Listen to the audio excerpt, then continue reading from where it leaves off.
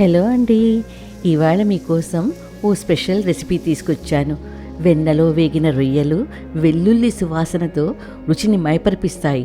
అన్నం ఒక్క పరకైనా మిగల్చకుండా తినేస్తాం. మరి వీడియోలోకి వెళ్దామా?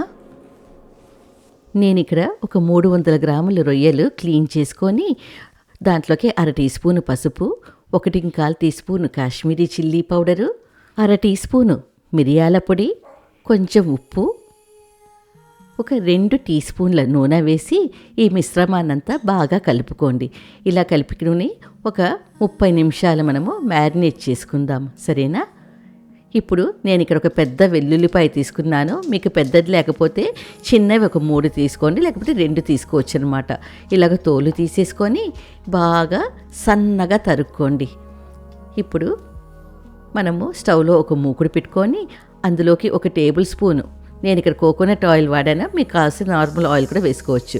1 టేబుల్ స్పూన్ బటర్ వేసుకొని నూనె కాగుతూనే మనము మ్యారినేట్ చేసి పెట్టుకున్న రొయ్యలని ఇలాగా కొంచెం దూరంగా వేసుకుందాం.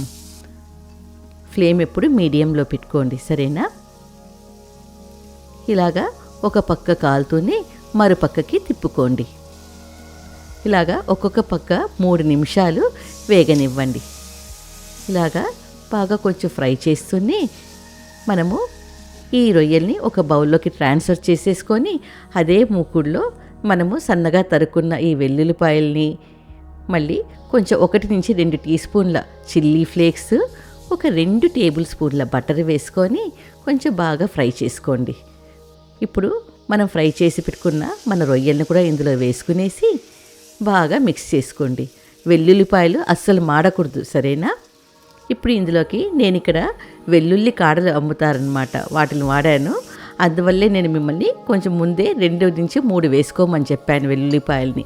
ఇలాగ అంతా బాగా వేగిన తర్వాత కొంచెం సన్నగా తరుక్కున్న కొత్తిమీరని ఇందులో వేసుకొని ఇలాగ బాగా ఒకసారి తిప్పేసుకొని స్టవ్ ఆపేసుకున్నామంటే మన బటర్ గార్లిక్ ప్రాన్స్ రెడీ. ఇది ఇట్టే చేసేసుకోవచ్చు. చాలా రుచిగానే ఉంటుందన్నమాట. మళ్ళీ నెక్స్ట్ వీడియోతో మీ ముందుంటాను. మీ మీనాక్షి.